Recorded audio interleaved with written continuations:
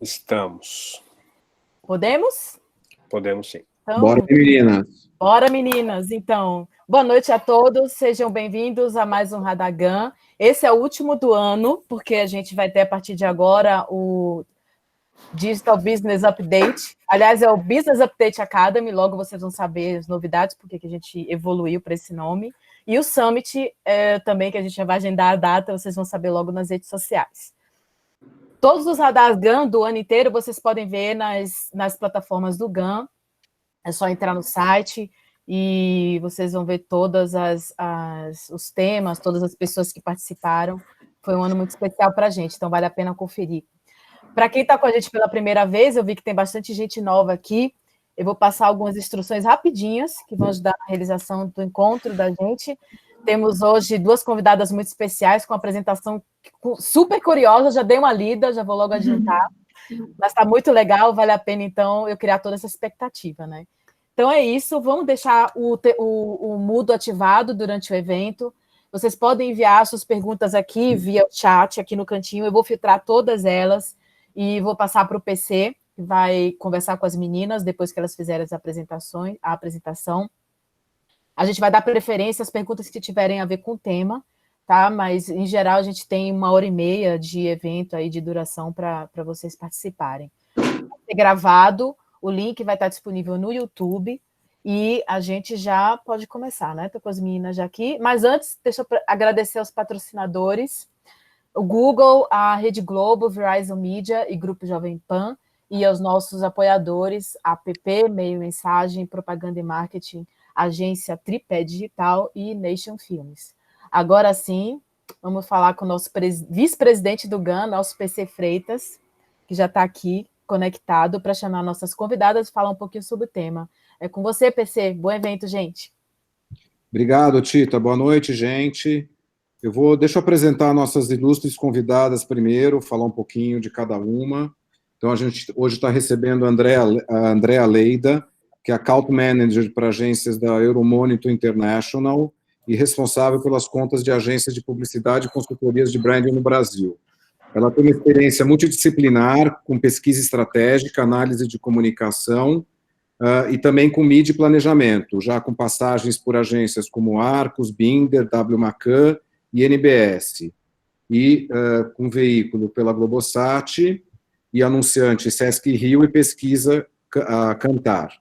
Ela é formada em Comunicação Social e Publicidade e possui MBA em Marketing pelo IBMEC. E a Caroline Ferraz, Carolzinha, diretora do Consumer Insights da África.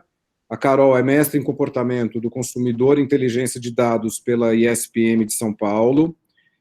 Acumula 8 anos de experiência nacional e internacional no mercado publicitário. Nos últimos anos, migrou do planejamento estratégico para a disciplina de dados, sendo uma das criadoras da área de insights da FBIS, e hoje, para nossa felicidade de quem é africano, atua na África como diretora do Culture Lab, área de mapeamento de novos comportamentos e tensões culturais, com representatividade na América Latina, através da rede DDB. O tema da palestra hoje é Inovando durante o Coronavírus, um guia para recuperação e crescimento nos negócios, e esse Radar GAN, ele tem como objetivo identificar próximos passos e caminhos sobre como os negócios podem reinventar seus produtos e serviços ao encontro dos novos valores dos consumidores. E depois da apresentação, a gente abre uma parte de pergunta e vamos falar sobre inovação. Então, eu queria passar a palavra para a Andrea. Obrigado, Andrea. Obrigado, Carol. Obrigada, PC. Bom evento para todos. Obrigada, gente. Queria agradecer, em nome da Euromonitor, essa oportunidade que a gente tem de explorar esse tema tão relevante e interessante para o nosso mercado e para os mercados dos nossos clientes. Então, obrigada aí pelo espaço e obrigada, Carol, pela dupla maravilhosa aí. Vamos começar. Eu vou compartilhar minha tela. A gente preparou um material introdutório para trabalhar um pouco os temas que a gente considera mais relevantes quando a gente fala de inovação de negócios. Então, a gente vai falar uns 20 minutinhos com essa apresentação e depois a gente abre para um debate e para perguntas, tá? Só um minutinho.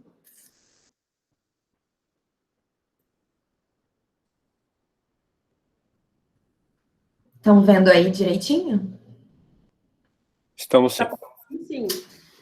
Beleza, pessoal. Então, a gente montou um guia para pensar em inovação durante o Covid e também o que a gente pensa para recuperação e crescimento nos negócios daqui para frente.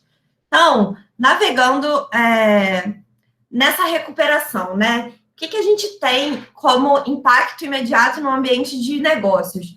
Um ambiente muito desafiador para novos produtos e serviços, mudanças na oferta e demanda, e aí os fornecedores e os produtores precisam de parcerias mais efetivas em todo o ecossistema de negócios e também repriorizar competências e modelos de negócio. Então, atualmente a gente vê muitos negócios trabalhando com estratégias temporárias para conseguir atender uma demanda latente de produtos, mas, de fato, o que é preciso repriorizar nessas competências pensando em modelo de negócios e pensando especialmente em funcionários, o que é preciso repriorizar e trabalhar para as empresas obterem êxito num futuro próximo.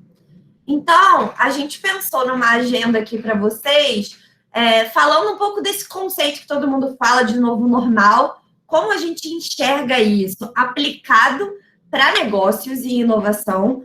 Depois a gente fala, vou comentar um pouco de mudanças sísmicas no sentido literal da palavra. Vamos abalar as estruturas mesmo, mudar de fato para sustentar esse crescimento.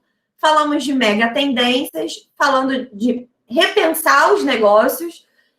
Eu vou trazer aqui uns headlines de líderes de inovação que nós na Euromonitor conversamos e o que eles pensam disso.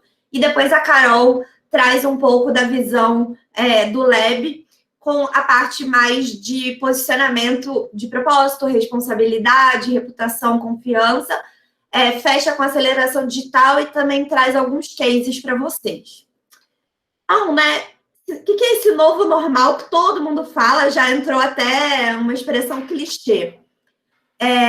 Se as empresas esperarem que o novo normal chegue para a estrutura de negócios delas, pode impactar que as oportunidades escapem. Então, aqui, o mindset muda muito e a gente assume que a mudança nos negócios ela é constante e o objetivo de todas as empresas é captar essas mudanças e alavancar, junto com ferramentas de inovação, parcerias para agilizar esses processos. Então, a empresa não ficar esperando o que vem por aí, mas ela mesmo trabalhar com estratégias e ferramentas de inovação o próprio futuro dela.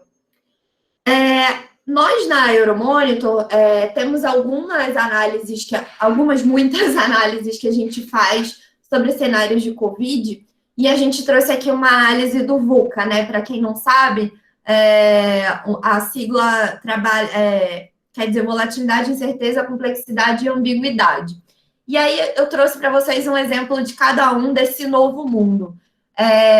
Volatilidade. Nesse primeiro gráfico do lado esquerdo, a gente falava, a linha reta era o nosso baseline para o PIB, pré-coronavírus, e a linha pontilhada, a linha pontilhada é o pré-coronavírus e a linha sem pontilhada é o nosso baseline atual. Então, a gente vê que a gente tinha uma previsão de ter um PIB, que é o GDP, mais linear, e hoje ele despenca, não só no Brasil, como em todo o mundo.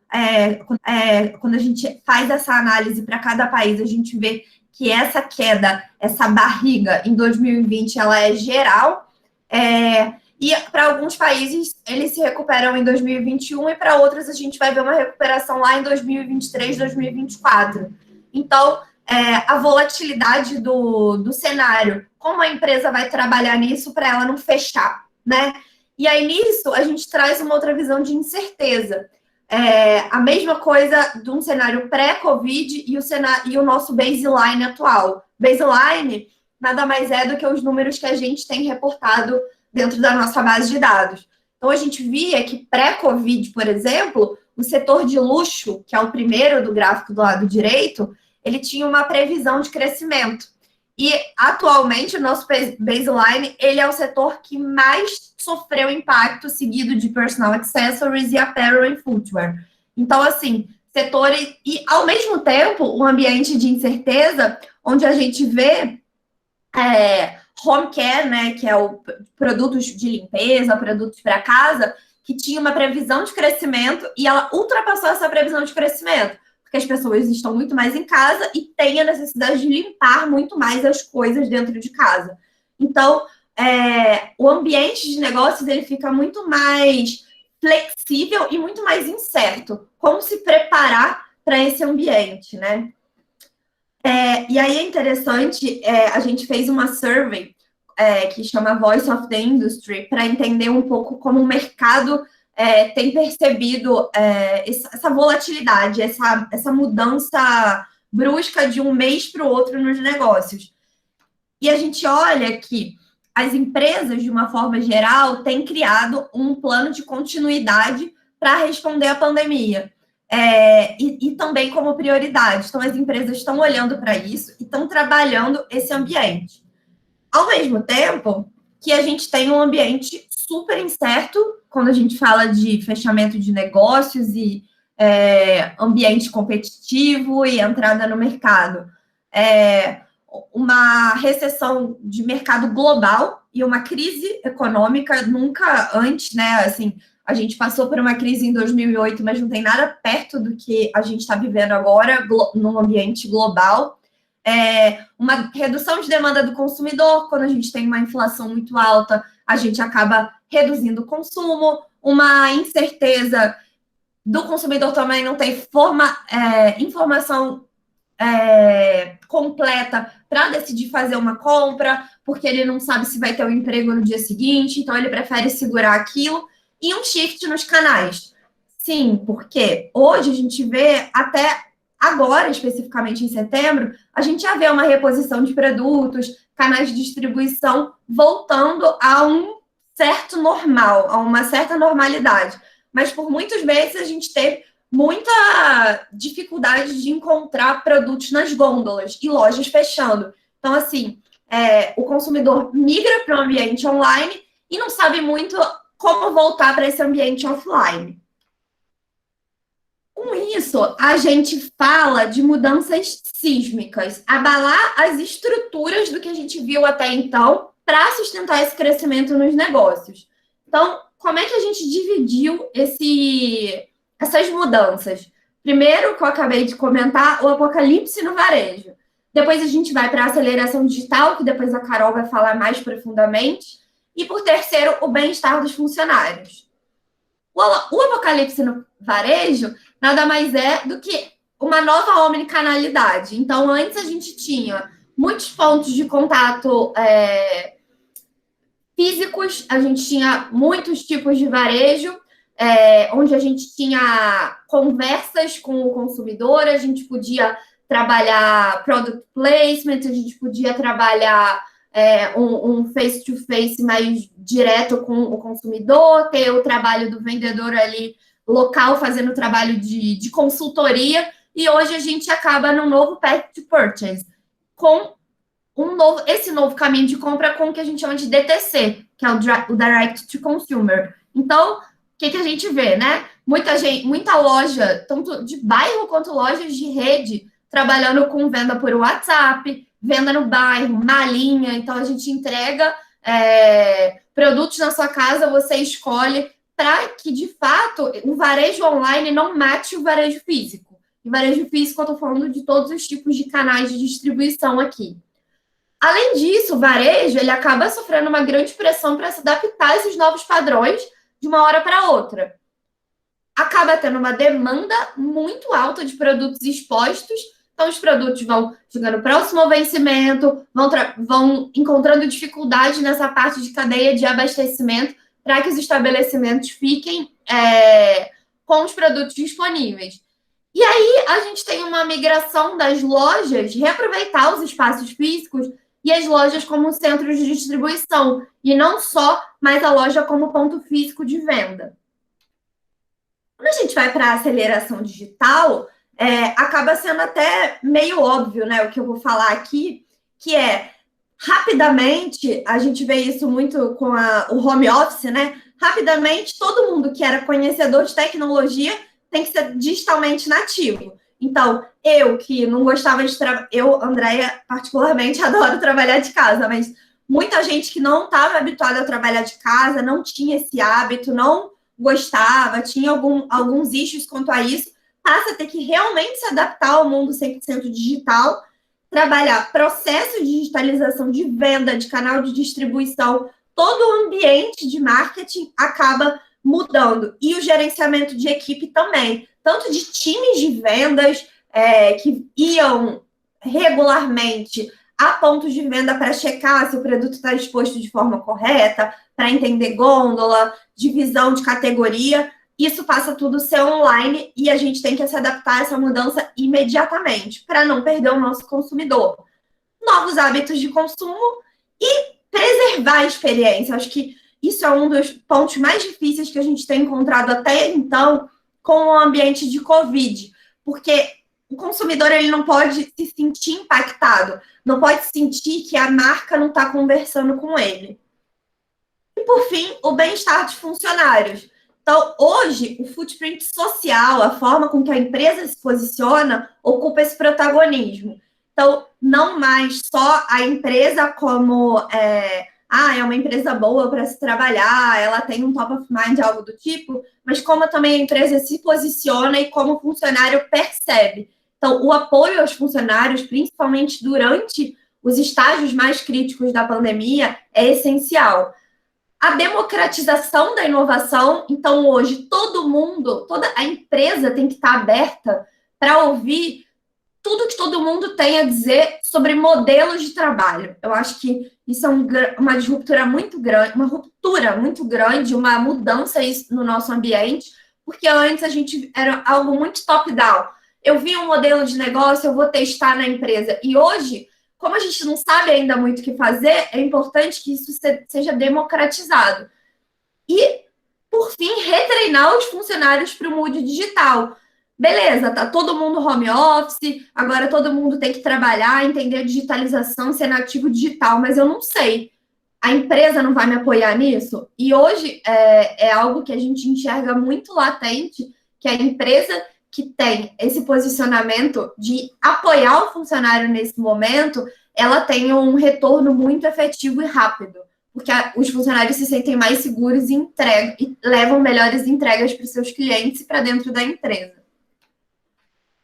Bom, a gente tem um estudo de mega tendências e a gente acabou reavaliando um pouco essas mega trends de consumo que forneceram lá atrás uma âncora para inovação. Então, a gente vê que a parte de premiumização, personalização, ela teve uma redução. Como eu mostrei lá atrás, o setor de luxo, por exemplo, é um dos que mais sofreu com a pandemia. Então, quando a gente vai pensar em inovação de produto, não faz muito sentido focar em um produto mais premium, mais personalizado, porque talvez não seja isso que o ambiente de consumo busque. A gente tem um ponto de incerteza que precisa ser investigado, que são consumidores buscando mais experiências dentro do ambiente de uma forma geral. Ele entra numa incerteza porque hoje a gente tem muitos lugares fechados, a gente tem diferenças gritantes entre países, quantidade de casos, prevenção do Covid. Então, essa mega tendência, ela fica em stand-by, e a parte de rótulos éticos, que é sem glúten, sem lactose, vegano, todo esse tipo de rótulo, ele acaba num ambiente de incerteza, ao ponto que muitas pessoas até pensam em eu não vou consumir esse produto porque eu não sei se eu vou ter meu emprego amanhã. E ao passo que outras mega tendências de consumo, elas se amplificam. Então, um novo modelo de shopping, né? Então, eu vou falar mais à frente, mas a gente tem até agora drive-thru das lojas. Então, se você não quiser ir ao shopping, você pode comprar pelo WhatsApp, passa no shopping na garagem e a loja te entrega uma mudança totalmente inesperada. A gente esperava algumas mudanças do modelo de negócios do varejo, mas não que isso seria tão rápido. Mudança na dinâmica familiar, agora a gente teve que se reestruturar, principalmente quem tem filhos, ou até mesmo quem mora sozinho, não consegue viajar, não consegue encontrar as pessoas, então a gente teve essa mudança estrutural muito forte, novas formas de trabalho, mais consumidores conectados e vida saudável. A questão do consumo de produtos saudáveis, de hábitos saudáveis, ela se amplificou muito durante esse momento de pandemia. Falando, então, beleza, e como é que isso vai impactar o meu negócio? A gente pensou nessa curva aqui de um caminho para o sucesso, né? Então, primeiro, descobrir como os outros tiveram sucesso. Então, assim, lições históricas, como as indústrias, ou meus concorrentes, ou indústrias adjacentes, como elas tiveram sucesso e reagiram a outras crises. Que aí eu até dei um exemplo, né? A crise de 2008, H1N1, SARS e outras. Como as empresas, e até a minha própria empresa, o que a gente fez para que a gente conseguisse ter êxito no final? Mesmo que a gente perca market share em alguma categoria, em alguma situação. Melhores práticas. Quem está tendo êxito, então a gente já vê, por exemplo, recuperação em algum grau na China, países onde o Covid começou antes, o que eles já fizeram lá que a gente pode aprender e replicar para cá. Depois a gente vai para um modelo já de disrupção. Depois que eu aprendi tudo que todo mundo fez, dei uma olhada, mapeei isso, onde está o cenário da minha categoria? Até coloquei, né? Onde está meu papel higiênico? Nesse novo cenário online, como que é a estratégia de preço? Variedade, sortimento de produtos. Como o varejo tem trabalhado isso? Qual o tamanho da minha categoria? Quem sobrou? Quem entrou? Entrou alguém novo? Entrou uma marca que é 100% digital que está roubando meu market share? Como eu trabalho com isso? Depois, vem um momento muito de evolução dessa disrupção que a gente já está enfrentando, que é agir agora e criar um cenário com base em experiências. Então, aqui na Euromonitor, a gente tem atualizado as previsões, né, os forecasts das indústrias trimestralmente. Por quê? Uma mentalidade trimestral de análise de cenários de negócio para a gente sobreviver agora, mas se posicionar para o sucesso a curto prazo. E também entender e buscar parceiros preparados para essa parceria. Porque muitas vezes a gente pensa, pô, eu tô com esse gap aqui, eu vou buscar o parceiro tal. Mas muitas vezes não é esse parceiro que vai te dar uma base para você conseguir reviver o seu negócio. Então, observar e sempre com base em experiências. E depois, no amanhã, executar com confiança. Então, capitalizar essa mudança, pensar em novas estratégias, buscar as mega tendências que eu acabei de comentar, que vão ampliar, que ampliaram agora durante o Covid, olhar para isso e ressignificar modelos de negócio. Sendo assim, as organizações, elas vão precisar, na verdade, elas já teriam que estar fazendo isso, mas se não, elas precisam para ontem ativar, não uma, mas várias alavancas para ressignificar o negócio delas. Então, eu trouxe alguns exemplos aqui, né? O consumidor tem novas necessidades, como eu tinha falado, drive-thru e lojas de shopping. Inovação. Hoje, você vai no restaurante, no bar, o cardápio é via QR Code. Não tem mais um cardápio físico. Então, inovar dentro do seu ambiente. Construção de valor junto ao seu cliente. A Nike está distribuindo, e não é de agora, desde o início da pandemia, acesso livre ao aplicativo deles de exercícios. Mesmo para quem não paga, não tem o Apple Watch da Nike, não tem algum tipo de assinatura. Agilidade. Além disso, principalmente para alguns setores, é preciso ser ágil, porque não tem muito o que fazer. Então, totem desinfetantes com álcool na entrada dos estabelecimentos. O shopping vai reabrir. O que a gente precisa fazer? Eu preciso agir agora. o que eu preciso de tal desinfetante com álcool, eu preciso readaptar o meu negócio. Os processos não vão poder, eventualmente, ficarem tão morosos como tinham antigamente. Então, as empresas têm que pensar em fluxo para que esses processos eles não travem até necessidades básicas para uma empresa reabrir. O digital, eu também comentei da estratégia do Direct to Consumer, então, criação de aplicativos, muitas empresas têm criado, marcas e empresas têm criado aplicativos e desenvolvido novos canais de venda, não só por WhatsApp, Instagram, mas até aplicativos para os vendedores. E propósito, acho que esse é um ponto muito importante e que muita gente tem dificuldade de trabalhar isso dentro de uma companhia. A Unilever, ela deu uma declaração que ela está flexibilizando o fluxo de caixa a todos os parceiros da cadeia de suprimentos. Então, é muito importante a gente ter um propósito claro de como a nossa empresa quer ser percebida lá na frente. E como ela quer ser percebida não só para os clientes delas, como também para os parceiros. Porque é toda uma cadeia de valor, né? Quando a gente fala da Unilever, a gente vai pensar só no consumidor final ou só na empresa que está distribuindo o produto. A gente vai pensar no varejista, a gente vai pensar em quem vai produzir a embalagem, quem vai produzir a fragrância daquele produto. Então, é super importante que isso esteja claro para todos os funcionários de todas as empresas, para que elas possam, inclusive, levar esse propósito para frente. E aí, aqui eu trago alguns headlines desse estudo que a gente fez com os líderes de inovação e como eles veem, assim, pontos principais para trabalhar a inovação no momento que a gente vive e daqui para frente. Competências essenciais, novos modelos de negócio, parceria e cocriação, cadeia de suprimentos reduzida e mais localizada, e sobreviva hoje e prospere amanhã. Talvez muita gente vai escutar esse último e falar, Andréia tá louca, mas eu já vou explicar. Sobreviva hoje e prospere amanhã. O Covid foi um catalisador para quebrar barreira de qualquer forma de trabalho.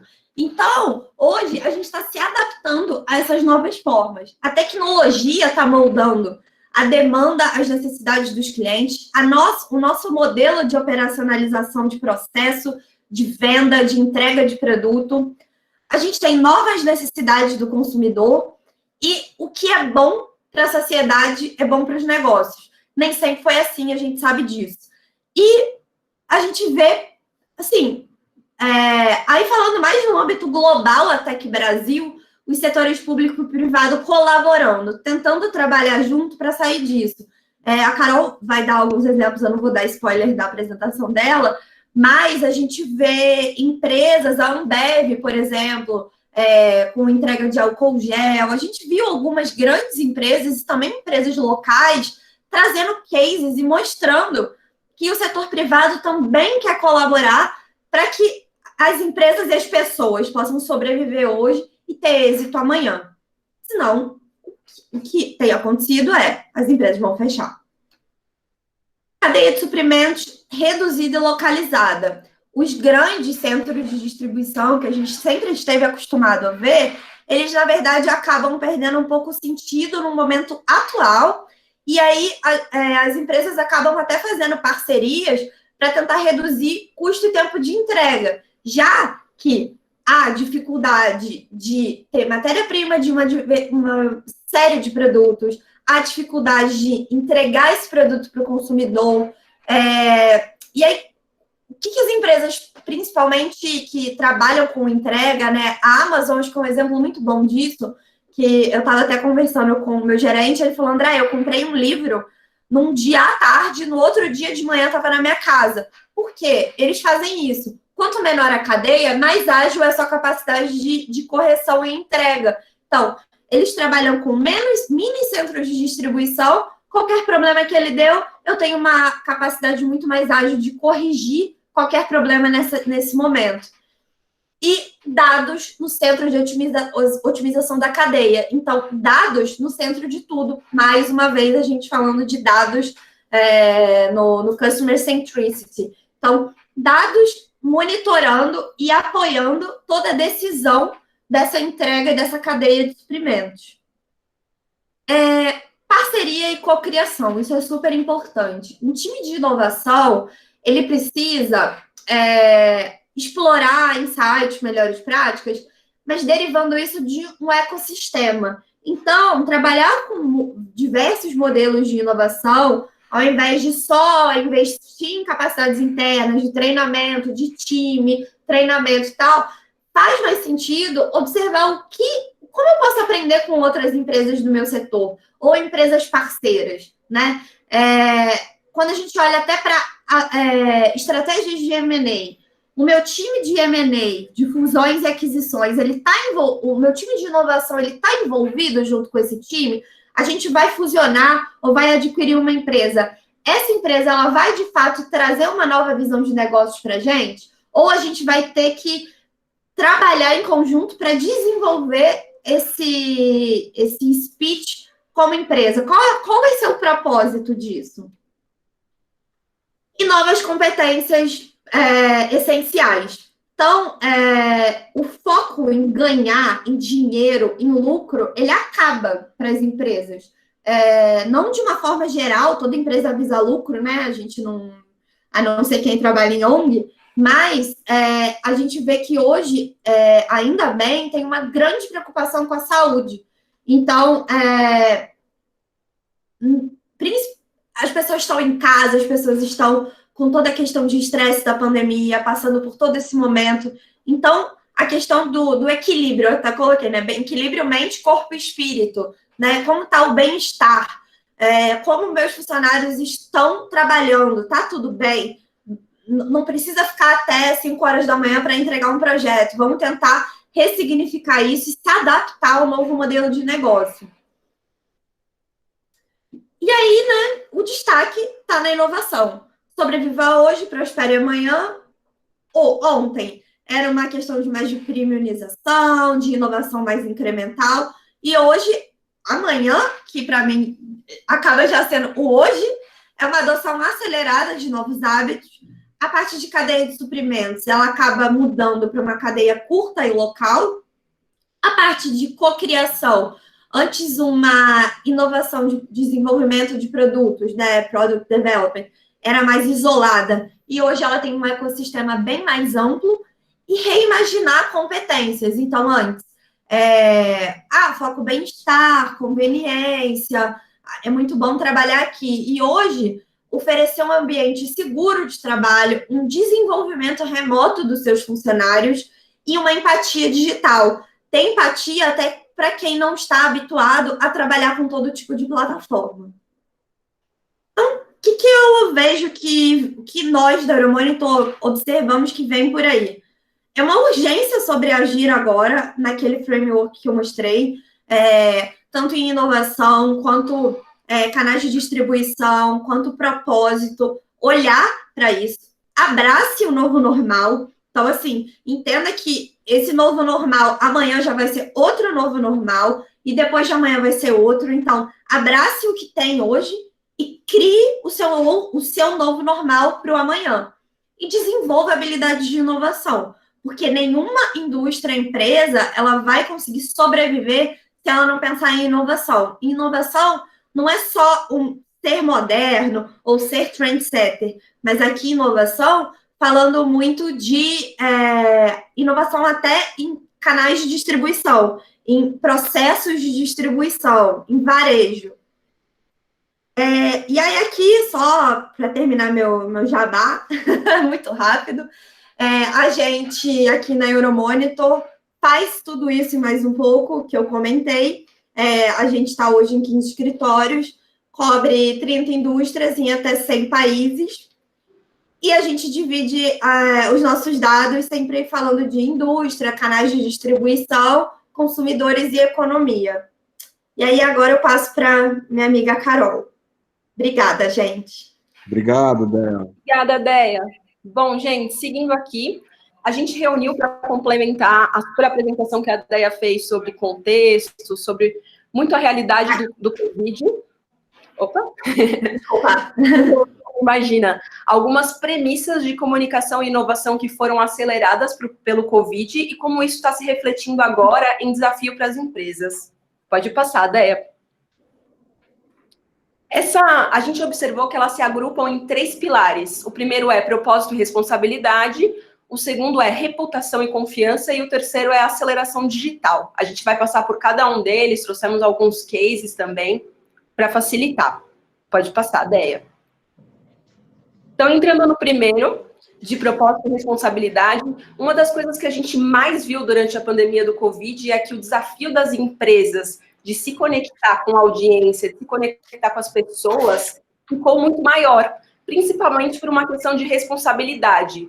Se antes as empresas se responsabilizavam só pelo próprio negócio, pela própria categoria, pelo próprio produto, não só a partir da pandemia, já era um movimento anterior, mas que se reforça com a pandemia, as pessoas passaram a esperar que as instituições atuassem também em problemas do mundo. Então, assim, a responsabilidade das empresas cresce cada vez mais. Um dado que chamou bastante atenção durante a primeira fase do lockdown foi que aproximadamente metade dos brasileiros acredita que as empresas têm responsabilidade no combate da pandemia. Então, essa questão do propósito e da responsabilidade vem cada vez com mais força. Quais são algumas demonstrações? A primeira é que negócio e propósito caminham juntos. Hoje, no cenário que a gente vê, as marcas, elas estão cada vez mais presentes na vida das pessoas. E sempre há uma busca por resoluções dessas tensões individuais. Então, o produto, a categoria, ela vai resolver as necessidades individualmente de cada uma das pessoas. Só que o que a gente vê num cenário futuro é um pouco diferente, é essa ampliação da responsabilidade. A gente vê marcas como agentes de mudança. Então, tendo uma atuação que vá além do seu negócio e que seja algo transformador e responsável em relação ao mundo. Então, aqui o que a gente coloca como desafio para empresas é justamente essa busca pelo propósito. Então, organizações deverão se mostrar cada vez mais a serviço das pessoas, encontrando seu propósito para o mundo. Isso vai torná-las relevantes. E óbvio que aqui tem uma super questão de encontrar um propósito que seja relevante e que seja consistente, porque não adianta também querer surfar em inúmeras ondas, que o consumidor está cada vez mais vigilante e ele vai entender o que é realmente um compromisso e o que é uma atuação oportunista. E aqui, como exemplo, a gente traz um exemplo da casa mesmo da África, e é até super curioso que no começo da pandemia, antes até de divulgarem esse projeto que é o Todos pela Saúde, a gente fazia um mapeamento constante das redes e a gente via muitas pessoas e muitos clientes do próprio Itaú pedindo, e aí, Itaú, vocês não vão doar? O que vocês vão fazer para ajudar a pandemia? Então, essa cobrança vinha antes mesmo. Então, a gente tem essa iniciativa de Itaú doa R$1 bilhão e cria o Todos pela Saúde. Não sei se vocês acompanham o projeto, é um projeto que já está rolando, ele é gigantesco e ele trabalha 3 pilares, então informar, proteger, cuidar e retomar. Seguindo aqui, esse é um ponto que eu acho super interessante também, que é a ressignificação das lideranças partindo dessa questão do propósito e da responsabilidade. Hoje, não sei se vocês foram impactados por isso, mas principalmente no mundo afora e um pouco no Brasil, a gente tem visto esse questionamento às figuras dos bilionários. Então, hoje, essa questão do dinheiro sendo muito associada aos males sociais. As pessoas estão questionando a existência de bilionários, porque isso se reflete numa desigualdade social. Então, cada vez está tendo mais essa consciência. E no futuro, a gente vê como uma possível atuação das empresas, os CEOs se aproximando cada vez mais do público e sendo vistos como agentes de transformação. Então, aqui um dado super interessante que a gente tem é 74% dos brasileiros concordam que CEOs devem assumir a liderança na mudança ao invés de esperar o governo para impor. Então, aqui tem uma questão super importante também, que é as empresas quase que assumindo um papel governamental, tendo essa responsabilidade com o mundo e com a sociedade. Então, aqui, em desafios para a empresa, a gente coloca a liderança ativa. Então, terão um desafio de construir uma liderança que seja ativa, verdadeira e que represente seu negócio de certa forma. E aqui um exemplo que muitos de vocês conhecem, algumas das matérias que a gente viu durante a pandemia. Então, Bill Gates tem um plano para levar a cura do coronavírus ao mundo todo. Ele criticou também a postura negacionista do Elon Musk sobre o Covid. Ele falou também, questionou a existência do Covid, então ele foi lá e se posicionou. Então, cada vez mais a gente vê grandes líderes se colocando à frente de problemas do mundo ou tendo pelo menos um posicionamento em relação a eles. Outro ponto dentro de propósito é a questão da nova visão da competição. Hoje ainda, a gente, quando vai falar de marcas, do ecossistema de marcas, a gente vê que as empresas se enxergam muito num viés de competição do que por um viés de colaboração. E o que a gente vê mais como tendência futura é justamente a colaboração como vantagem competitiva. Então, essa evolução de modelos de parceria entre marcas em prol de um bem comum. Um bem comum tanto em relação à sociedade, mas também que esteja relacionado aos negócios. Quando a gente coloca aqui de desafio para a empresa, a gente até chama de Partners in Good Crime. O exemplo que a gente traz aqui também é de casa, também é da África. Então, grupos de empresas investiram 100 milhões em fábrica de vacina contra a Covid. Então, aqui estão envolvidos Ambev, Americanas, Itaú, empresas de categorias completamente diferentes que viram um objetivo em comum para construir algo relevante para a sociedade. E aqui acho que assim, vale até reforçar que tem uma questão, obviamente, social aqui, mas também tem uma questão claramente de negócio, que é, se você acelera essa fábrica de vacina, com certeza a sua demanda tem mais chances de voltar a se normalizar. Entrando no segundo tópico que a gente tem aqui, o segundo pilar, ele diz sobre reputação e confiança. Então, antes mesmo da pandemia, a gente já vinha acompanhando uma grande crise de confiança nos últimos anos em todos os países, tanto em instituições, em marcas, no governo. E quando a gente olha para a pandemia, a gente vê que ela colocou uma lupa nesse problema de confiança. Um dado interessante que a gente tem aqui também é que 66% dos brasileiros desconfiam dos dados anunciados pelo governo. Então, todo esse contexto faz com que seja ainda mais desafiador para as empresas e até a consequente crise econômica que a gente vai passar vai aumentar a necessidade das empresas de construir confiança. Aí, uma das coisas que a gente tem aqui dentro, transparência como prática e não conceito. Então, o que a gente vê hoje como reflexo do Covid? Uma busca constante por segurança e confiança. Então, 86% dos brasileiros passaram a priorizar a saúde e a segurança financeira como pré-requisitos para o consumo. Então, é isso, priorizando marcas que eles já conhecem, priorizando aquilo que aspira confiança para eles. No futuro, quando a gente fala de confiança, transparência ganha um outro cunho, ganha um cunho de transparência radical. Então, uma postura radicalmente transparente das empresas, indo além dessa esperada já segurança e confiança, o que é super desafiador, porque não só em termos de economia, mas também como a sua estrutura inspira transparência. Então, como desafio para as empresas, a gente observa essa revisão e essa construção de mecanismos em prol de transparência. Uma das coisas que a gente vê hoje é que esse ponto ele está muito presente em marcas que são challengers, né? São marcas que desafiam estruturas que já estão super consolidadas, mas cada vez mais isso também vai estar dentro de grandes empresas. E aqui é só um exemplo. Então, por exemplo, estão trazendo o Todos pela Saúde. Quando o Itaú anunciou essa doação de 1 bilhão, as pessoas ficaram muito confusas, porque falaram assim, o Itaú doa 1 bilhão para a Fundação Itaú. E na época eles fizeram uma série de lives explicando que não era bem assim, mas as pessoas estavam bombando nas redes sociais questionando esse posicionamento do banco. E aí, quando a gente fala de transparência, um dos exemplos é justamente esse dentro de Todos pela Saúde, que tudo que eles fazem, todas as realizações, eles vão contabilizando no site. E você pode acompanhar por relatórios, eles fazem também lives para falar o que foi feito com os dinheiros utilizados, justamente para mostrar o quanto eles estão a serviço da sociedade e trazer essa transparência também. Outro ponto que está super em alta agora também é a questão de dados pela privacidade. E hoje, assim, quando a gente vai acompanhar pesquisas, principalmente da relação com o brasileiro em relação a dados, todos eles falam, nossa, eu estou extremamente preocupado com os meus dados. Mas um ponto super interessante, que é uma atenção relevante, é que isso não se expressa em como eles agem hoje. Então, assim, todo mundo declara que está preocupado, mas quando vai para assinar alguma coisa ou baixar um aplicativo, dificilmente eles vão ler as regrinhas que existem, toda a parte jurídica. As pessoas também estão muito mais dispostas, por exemplo, aqueles testes do BuzzFeed ou testes de outros sites em que você tem que compartilhar seus dados. Então, assim, putz, eu quero tanto saber se eu sou o Jon Snow ou a Daenerys, que eu não estou me preocupando se eu vou ter que compartilhar os meus dados para isso. E aí, um dado super interessante que a gente tem aqui é que 52% entendem que o vazamento de dados pode ser grave, mas não estão preparados para parar de usufruir dos benefícios do compartilhamento. Então, assim, eu compartilhando meus dados, eu vou ter tal benefício, então eu ainda não estou tão preocupado assim nesse sentido. Então, na hora de declarar, todo mundo está preocupado, mas na hora de agir é um pouco diferente. Na hora de agir é outra coisa. Exatamente.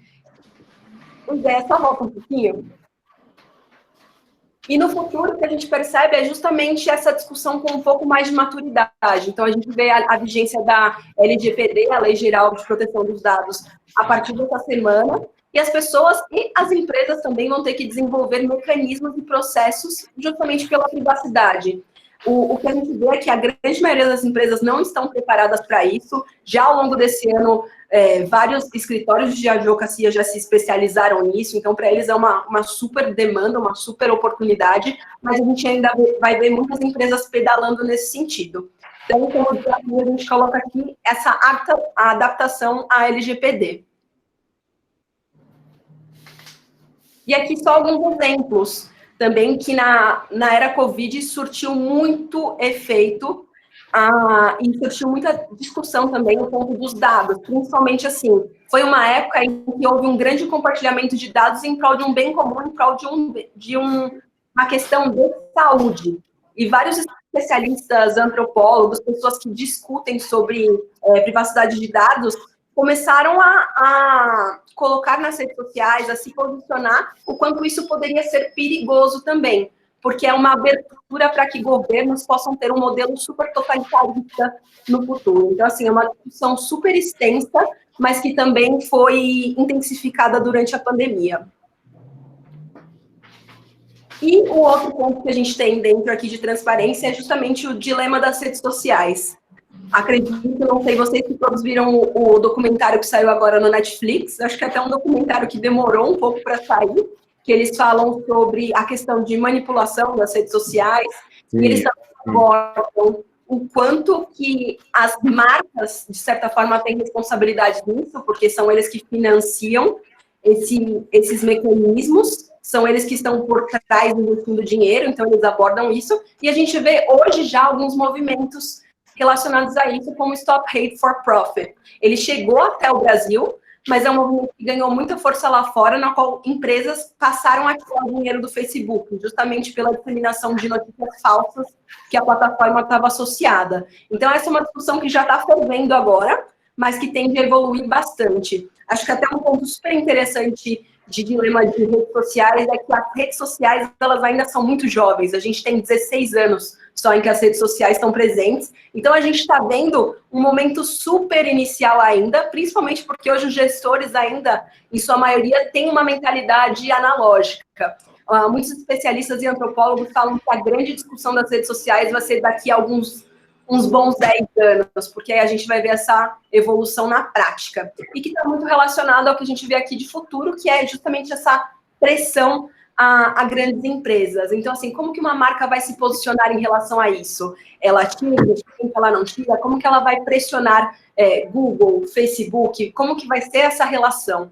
Então, isso está sendo bastante discutido também por especialistas. E o desafio aqui, como eu disse para vocês, posicionar e pressionar caso seja a escolha. Aí aqui só os exemplos, então falando um pouco desse boicote do Stop Hate for Profit e também essas gigantes globais que tomaram decisões a nível global e isso também afetou o Brasil. Então a gente tem aqui Coca-Cola, Heineken, Johnson & Johnson e outras empresas. E o terceiro pilar de aceleração digital, a Deia falou bastante sobre isso também, o quanto que foi um choque de realidade para pessoas, mas também para empresas que antes, assim, deixavam, não, vamos fazendo essas inovações sempre tiveram um longo prazo dentro do calendário das pessoas e elas tiveram que ser extremamente aceleradas, e um dado que chama super atenção é que menos da metade das empresas do Brasil, até o ano passado, estava desenvolvendo transformações digitais em sua estrutura. Então, muita gente foi pega de surpresa.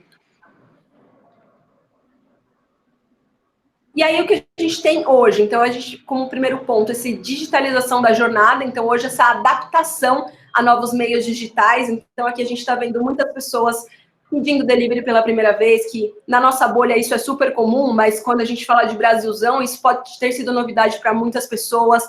A questão da videoconferência, como vai fazer essa socialização com outras pessoas. Então, não é à toa que as buscas no Google tiveram um pico de todos os tempos de videoconferência e delivery. Bateram os recordes, né? Então, a gente está vendo as pessoas se adaptarem a essas novas tecnologias. E no futuro é justamente uma economia super digital. Então, é esperado que as relações se estabeleçam ainda mais por um meio digital, não que isso vá substituir, mas que existam alternativas para que isso seja feito, e isso também vai refletir em como, nas estruturas das empresas e no modo como elas trabalham. Então, o que a gente tem aqui de desafio é justamente esse adaptar, mas também educar. Então, assim, só trazendo um exemplo da casa também, que é, não sei se vocês viram um filme de Itaú, que era com as vovozinhas, então elas ensinando a usar o aplicativo, porque as empresas também, não só fazer as tecnologias, elas vão ter um processo de educar as pessoas a usar essas tecnologias. Um outro dado relevante que a gente viu é que quase 40% da população não conseguiu acessar o auxílio emergencial, justamente por todo o processo ser feito via aplicativo. Então, isso é extremamente grave nesse sentido. Então, vai ter um processo de adaptação, mas também de educação. E aqui o exemplo, acredito que muitos de vocês viram, que é o Me Chama no Zap, a iniciativa das Casas Bahia. O Magazine Luiza também fez isso. E eles, tiveram uma grande receita a partir disso. Então, aqui é a manchete. O WhatsApp já responde por 20% das vendas das Casas Bahia e Ponto Frio. Mas isso incluiu uma mudança de estrutura, treinamento dos funcionários, é toda uma mudança na relação. E cada vez mais as pessoas vão também ter isso enquanto opção. Outro ponto que a gente tem aqui é o verdadeiro engajamento digital. Então, hoje, quando a gente vai falar de grandes campanhas, a gente vê esse foco na massificação dos esforços, amplificação de mensagens. Então, falando sempre com muitas pessoas ou raramente algumas segmentações que as plataformas já oferecem. E no futuro, cada vez mais, para além dessas segmentações, a gente vai entender o conceito de comunidades virtuais. Então, comunidades virtuais que se unem por determinados interesses, por determinados ambientes, e isso vai trazer um engajamento verdadeiro para essas questões. Então, também é uma reflexão em como que a gente trabalha a mídia e também quais profissionais a gente deveria ter na equipe. Assim. Então, inúmeros birôs de tendências, eles falam que cada vez mais vai ser importante ter pessoas, por exemplo, que saibam lidar com gestão de comunidades, para inserir marcas, para estar de forma relevante também dentro desses pequenos universos. E aí, aqui, esse é um exemplo anterior da pandemia, mas ele é super relevante, que é a escola lançando uma websérie inspirada em um grupo do Facebook, que é o LDRV, que é um grupo que faz super sucesso no Facebook, e eles construíram toda a narrativa baseada nas conversas das pessoas. Outro ponto que a gente tem aqui dentro de aceleração digital é de busca por experiências imersivas. Então, o que a gente vê hoje? O boom das lives, tem live de tudo. E ainda no começo, assim, era um evento esperado, as pessoas tinham perdido um calendário, tinham perdido noção dos finais de semana, e as lives tiveram esse papel de justamente trazer uma expectativa, ter algo a se esperar, ser um entretenimento em casa. E principalmente no Brasil, né? Quando a gente vê 7 das 10 lives mais assistidas do YouTube são brasileiras. Só que também o que a gente fala muito, e já vem sendo estudado há mais ou menos 1 mês, 2 meses, é esse desgaste das lives, as pessoas estando ficando um pouco cansadas desse formato, que foi uma grande novidade, teve um super pico, mas ele vem caindo também.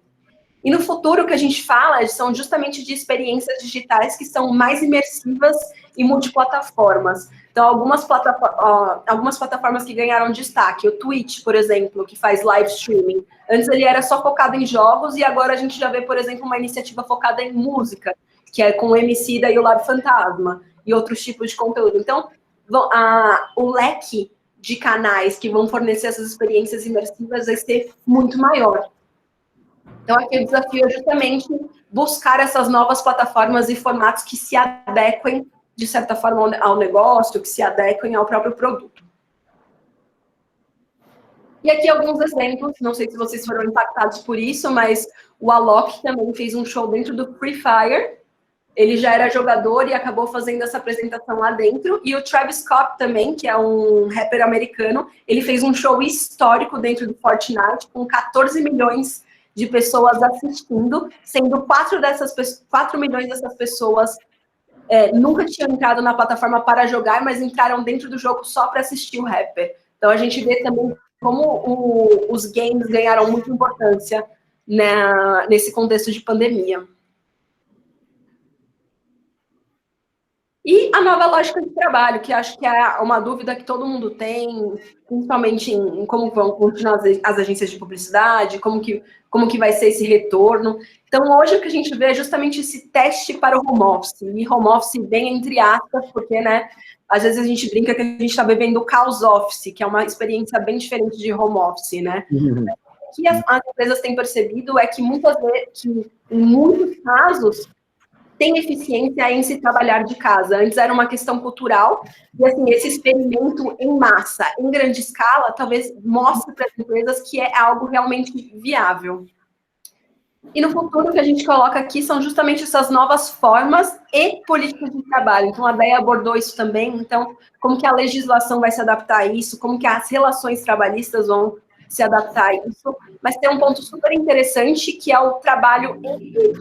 Então, assim, mesmo na África, por exemplo, nós contratamos pessoas que moram em Londres, porque agora com essa questão que não há uma barreira geográfica, a gente pode ativar talentos de outros lugares do mundo. Então, esse é um dos pontos super benéficos também do home office, do trabalho remoto. Então, o que a gente coloca aqui para as empresas é justamente entender, adaptar enquanto desafio. Então, entender como vão estruturar o teletrabalho, verificar se vai ser um modelo inteiramente de home office ou vai ser um modelo híbrido, como que isso vai ser feito e como que vão ser essas dinâmicas. Então, vai ser um processo longo nisso também. E é isso, gente. Temos essas 3 premissas com alguns exemplos dentro e que são coisas que vão impactar e nortear o nosso pensamento, tanto de comunicação quanto de inovação. Putz, super obrigado, Carolzinha. Obrigado, Déia. Obrigada. Muita informação relevante. Eu só posso concluir que aquela frase, o mundo mudou, nunca foi tão verdadeiro, né? A gente está sentindo, de fato, no dia a dia da gente. Não é mais só uma percepção, né? A gente está sentindo de fato. A gente está um pouco avançado aqui no horário, então eu vou priorizar. Tinham várias perguntas, mas eu vou priorizar as do chat, que eu acho que as pessoas ainda estão aí.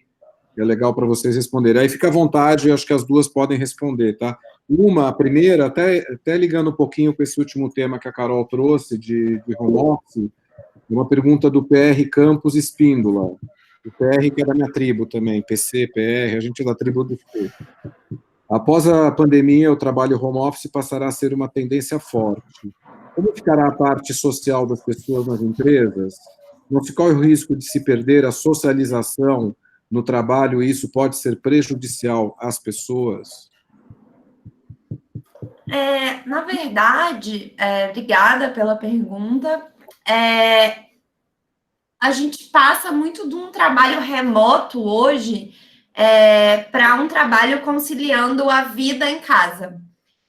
Então, enquanto a maioria dos consumidores acaba experienciando o equilíbrio do escritório para trabalhar o escritório em casa, alguns profissionais vão ficar permanentemente em casa, seja porque a empresa migrou para... fechou um escritório, ou decidiu trabalhar no cowork uma vez por semana. E é muito do que a Carol falou. Eu acho que muda a forma com que a gente pensava. Não é que vai ser ruim para socializar, vai ser ruim, como é que vai ser isso? Não, hoje a gente vai atrair talentos onde a barreira física, geográfica, ela não vai ser um empecilho. Então, isso pode atrair gente para morar mais longe do que... Priorizava morar perto. Aqui em São Paulo a gente tem muito trânsito, então, eu priorizo morar perto para não ficar 10 horas no carro. Então, agora eu posso morar mais afastado, eu posso morar no interior, eu posso morar em outro país, porque eu consigo trabalhar, ainda consigo trabalhar dentro da estrutura da empresa. E eu acredito, assim, numa visão desse tema, que essa mudança ela vai trazer novos desafios. Ela vai trazer demandas por serviços que a gente ainda não sabe que precisava. Ela vai até entregas automatizadas, novas formas de logística. Então, a gente vai observar hoje, experienciar algo que a gente não sabe ainda como fazer. Mas eu tenho muito essa visão. Não sei se você quer complementar, Carol. Eu acho que o primeiro ponto, gente, é justamente que home office é um privilégio. Então, a gente está falando aqui do alto do nosso privilégio de comunicação, e a grande camada populacional não vai ser atingida pelo home office e não foi atingida durante a pandemia também, continuou a trabalhar. No nosso universo de comunicação, eu tendo a achar, por exemplo, a África já assumiu uma boa parte da rotina vai ser home office, tendo a achar também que as agências e empresas vão ter uma rotina mais híbrida. Mas acho que isso também traz traz oportunidades, mas também traz algumas questões que dificultam. Então, por exemplo, vai ter uma readaptação em como as pessoas socializam. Eu acho que uma das partes mais críticas também vai ser no treinamento de pessoas, porque hoje a gente resolve muitas coisas por call, alinhamentos, apresentações, mas o treinamento de novas pessoas que estão ingressando no mercado, principalmente quando eu penso em criação, que é geralmente o assistente que está observando o diretor de arte e o redator trabalharem, e está lá sentado do lado. Eu acho que isso vai ter a gente vai ter que encontrar alguma forma de resolver, nem que seja um modelo...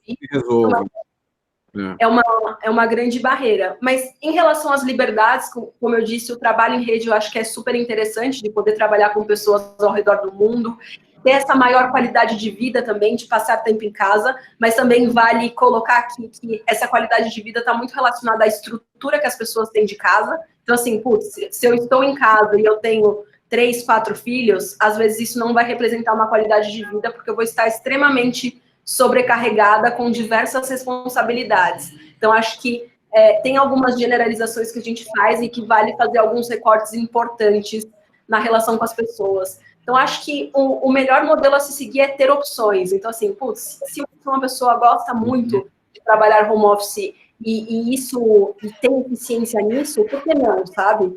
Se uma pessoa tem dificuldade de trabalhar home office e não tem uma estrutura necessária, por que ela não pode ir para um local de trabalho? E acho que um outro cuidado super interessante que a gente tem que ter é qual que é a qualidade de rede das pessoas, no sentido, a internet está chegando. Então, eu sou professora de marketing digital numa universidade que muitos dos alunos, eles falam, professora, desculpa, eu não vou poder abrir minha câmera porque senão a minha conexão cai. Então, assim, como que as empresas também vão se posicionar em relação a isso? A gente fala muito sobre inclusão no mercado de comunicação e quando a gente fala de home office, isso também vai ser um ponto que a gente vai ter que lidar. Isso, e funcionando também a questão nas classes mais altas do êxodo das cidades já é uma realidade. Então, quando a gente pega o 5º andar, as buscas por apartamentos perto do metrô caíram 25%, porque as pessoas estão priorizando espaço, então ter mais espaço do que propriamente uma localização perto de metrô, perto de transportes públicos. Então, vai afetar bastante essa relação com a casa. Então, o que a gente vê as pessoas investindo em mudar agora durante a pandemia, que o mercado voltou a reaquecer, e também investindo em aparatos para casa, reformando a casa, porque é uma nova vivência nesses ambientes, que antes a gente gastava male 3 horas em casa de forma ativa, agora a gente está gastando o dia inteiro. Então, isso vai também refletir nessa estrutura. Muito legal. Eu queria até pegar uma coisa que você falou, Carol, e perguntar para a Andréa, que é o seguinte, você falou dessa questão que home office é quase que um privilégio, né? E, na verdade, a gente está falando que a maioria das pessoas não vão ter essa condição. Aí, pensando um pouco no varejo, que é um dos maiores setores e que empregam, o varejo físico, né? Uhum. E que onde a experiência de venda, a relação olho a olho, ela é muito importante. Como é que vocês veem essa questão de retomada, perspectivas futuras? Porque eu fico pensando para essas pessoas, né? Elas não têm condição de fazer o home office, mas também como é que fica essa questão de não ter onde trabalhar? Como é que elas podem, enfim, como é que isso pode ser resolvido? Olha, falando no âmbito mais de indústria varejista, a gente vê que o varejo ele tem migrado muito para o online. Então, canais mais de venda direta com o consumidor, e aí quando eu falo online, não é só o e-commerce tradicional, mas canais de WhatsApp, a gente viu até o exemplo da Carol da Casa de Bahia e tudo mais. Então, eu vejo que o varejo ele vai ter que se readaptar, vai ter que pensar em novos formatos e pensar na questão do propósito. Como eu quero ser percebido como empregador para os meus funcionários? Hoje a gente ainda tem algo muito distante de uma reabertura full-time do varejo. Então, hoje a gente está em períodos reduzidos, canais de venda ainda fechados. Eu tenho até um exemplo, uma colinha aqui que eu anotei, que, por exemplo, o Grupo Boticário, ele reportou um crescimento superior a 30% no número de novos clientes nos canais online. Então, eu vejo também que até a própria venda, que antes era mais o Boticário, até Natura, venda direta, a gente começa a ter uma mudança, uma migração mesmo para formatos online onde seja possível. Então, o WhatsApp é um ótimo exemplo, porque muitas empresas de telefonia, elas dão o WhatsApp. Você não tem que ter um plano de internet para usar o WhatsApp. Você coloca crédito e você fica com WhatsApp e Facebook, né? E mais alguns aplicativos. Então, eu acredito que o varejo vá muito nessa linha de observar esses gaps e aprender. Não tenho ainda uma resposta para te falar, o varejo vai para o caminho tal. Eu acho que é muito sobreviver hoje e pensar no amanhã. Então, como eu consigo sobreviver hoje? Trabalhar canais digitais da forma mais democrática possível. Onde eu vou trabalhar? WhatsApp, por exemplo. Entendi. Com inovação, sempre com inovação, mindset de inovação, né?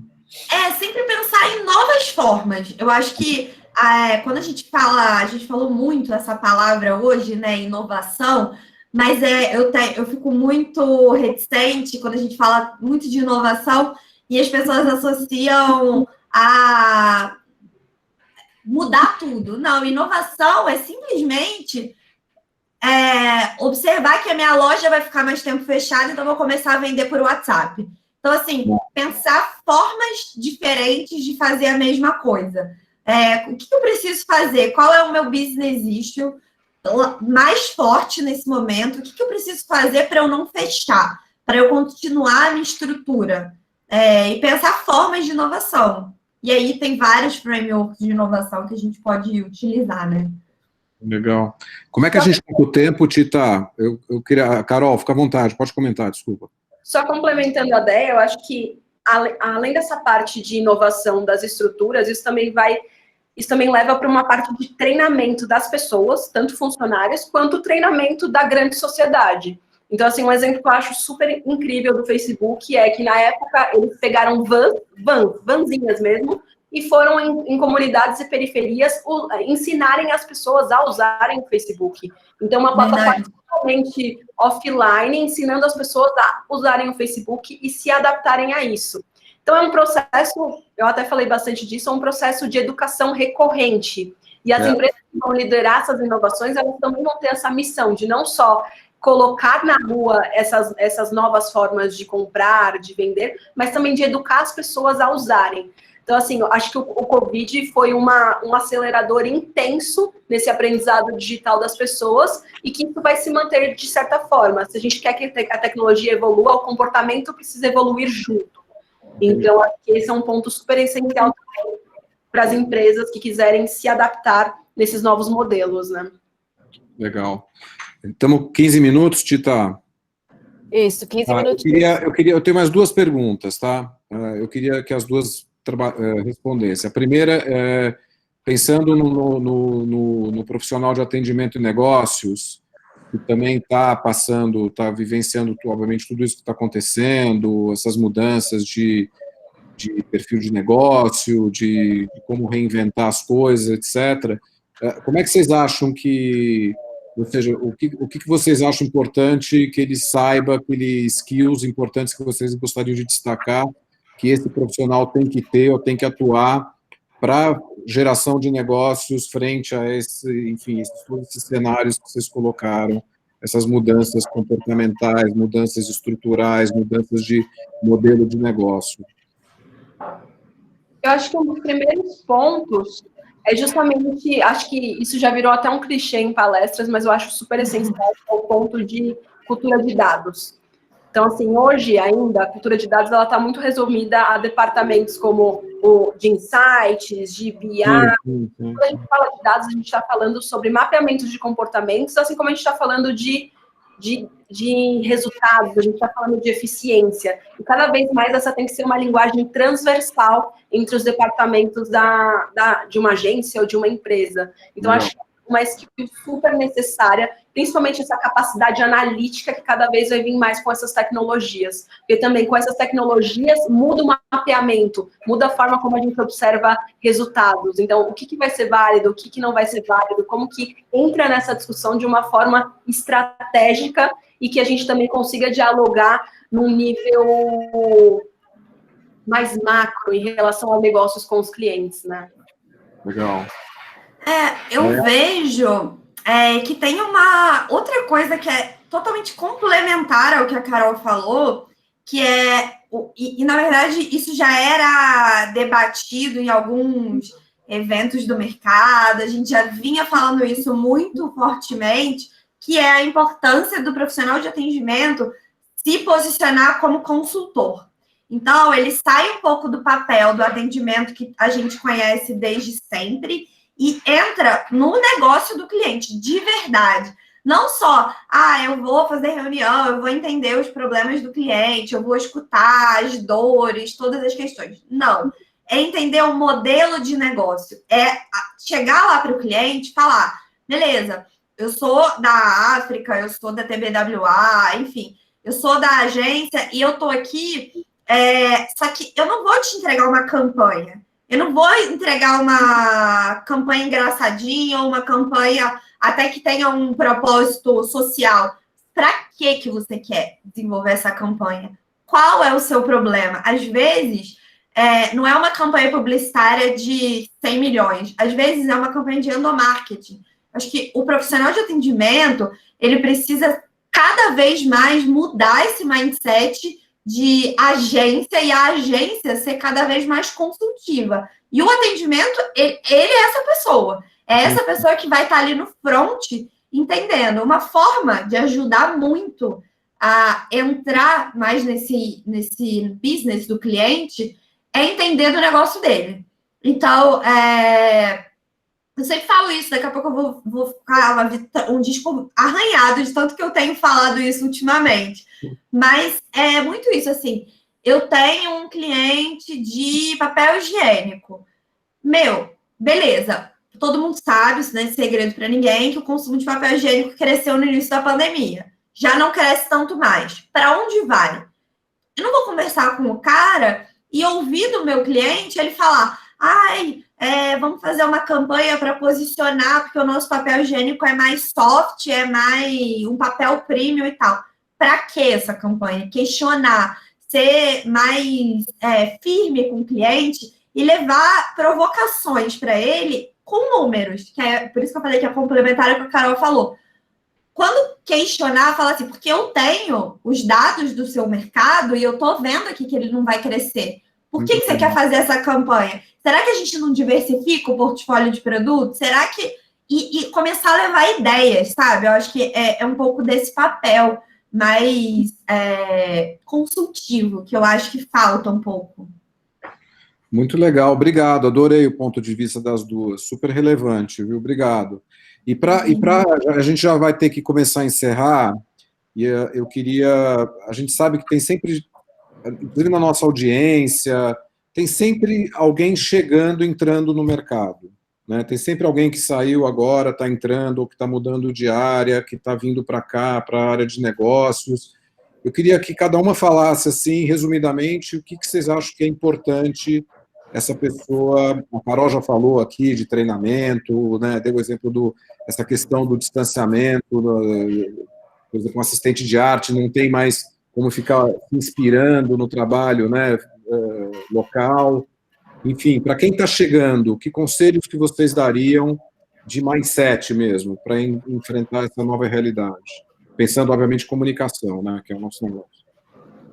Acho que o primeiro de tudo é abordagem multidisciplinar, no sentido assim, qualquer que seja o seu interesse é válido quando a gente fala de comunicação, porque é sobre construção de repertório. Então, assim, acho que hoje uma das coisas mais válidas quando você está criando uma campanha, quando você está liderando um processo dentro de alguma empresa, são esses conhecimentos que a gente consegue plugar. Então, assim, eu tenho conhecimento de cinema. Em determinado momento, isso vai ser super necessário dentro de um diálogo.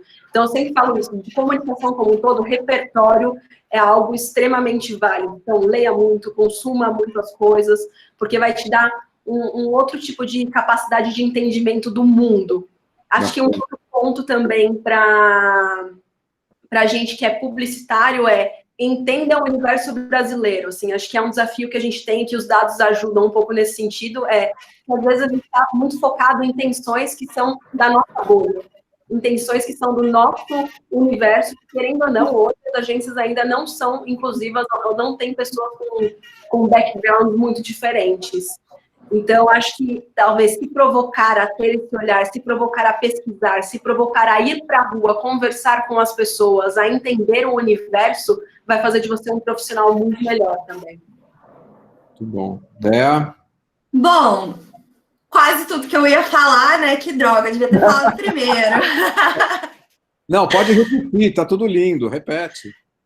Porque assim, é muito clichê o que eu vou falar agora, muito mesmo, já peço desculpas antecipadamente, mas no nosso negócio, né, no ambiente de comunicação, é repertório, é ler, é se informar, é realmente tudo que a Carol falou, ter uma visão multidisciplinar. Então, assim, eu lá em 1915, quando eu comecei como mídia, migrei para pesquisa, migrei para a área de negócios. E como que você faz essa migração? Transversal. Então, eu vou estudar marketing, eu vou estudar outros setores, eu vou estudar antropologia, eu vou estudar coisas que conectem dentro do que faça sentido para mim naquele momento. Uma coisa que eu acho super importante, além de...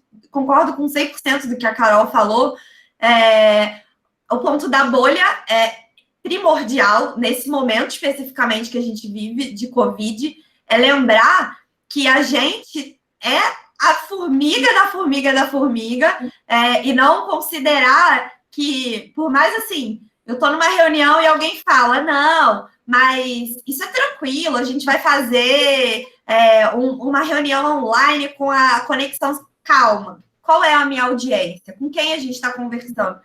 E fazer benchmark. Então, assim, tentar, no início, eu acho que isso não mudou, não vai mudar tanto para frente, conversar com o máximo de pessoas que você considere relevantes para te ajudar a construir a sua carreira. Então, assim, Eu, quando comecei, eu sou carioca, e então minhas referências, Marcos Apóstolo, que é diretor de criação da Binder, acho que ainda é, não lembro se ele está lá ainda, Fátima Rendeiro, mídia, então assim, conversar com pessoas que você admire, que te inspirem, que você fala, puta, eu quero, essa pessoa tem aquilo, e aquilo eu quero buscar. E aí você vai se desenvolvendo, conversando com outras pessoas, estudando. Mas assim, estude muito, porque não tem fórmula mágica.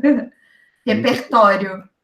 E acho que se você é um líder também, eu acho que é dar esse espaço para pessoas que estão entrando. Como que você forma pessoas, como que você passa essa visão de mundo, como você inclui pessoas também dentro, que acho que cada vez mais. Então, quando a gente vai em eventos de lideranças femininas, o quanto que você prepara também novas líderes mulheres para estar no universitário, como que a gente também coloca a nossa sementinha nesse mundo, de certa forma. Muito bom. Bom, meninas, eu queria agradecer de coração, em nome do GAN, em nome de toda a diretoria, o tempo, a dedicação. Eu sei que vocês prepararam esse conteúdo com todo carinho. Queria agradecer a Andrea, a Euromonitor por disponibilizar tanta coisa bacana, a Carol, né, que traz sempre esses pontos de vista super inspiradores, aprofundados. E, de novo, eu não sei se vocês querem falar alguma coisa, mas assim, queria, em nome de todo mundo que está aqui, realmente agradecer de coração. Super obrigada, PC. Obrigada, PC, foi ótimo, adorei estar com vocês. Carol, super obrigada. E precisando, estamos aí. Foi muito tempo de dedicação mesmo, o PC é super certo. Meninas, obrigada pelo tempo. Hoje é preciosíssimo, vocês viram como eu valorizava cada minutinho de vocês, e vocês, né, corresponderam, dedicaram tempo para pensar nos slides com carinho, para todo mundo sair com as dicas, né, e tudo que precisam para fazer diferença no mercado de trabalho. Então, obrigada a vocês, obrigada, PC, por participar com a gente, mediando as perguntas, e a vocês todos, obrigada pela companhia. Que aguardem que logo a gente vai abrir as inscrições para o Business Update Academy do Grupo de Atendimento e Negócios, com os melhores nomes da Rede Globo, da Google, da Verizon Media, Facebook e Jovem Pan. Vai ser incrível. Espera aí. Gente, outubro e novembro está recheado. Está dando um trabalho maravilhoso. A gente vai fazer vocês no final do ano falar, nossa, 2020 foi muito legal. Né? Apesar de tudo, mas a gente está trabalhando bastante. E o Summit, né? Que em breve teremos o Summit do GAN também. Principalmente o Summit. Então, muito obrigada a todo mundo. Boa noite, bom descanso para vocês. Obrigada por você também, Tita. Tchau, gente. Obrigada, tchau. Tchau, tchau. Tchau, Ledinha. Tchau. Ledinha.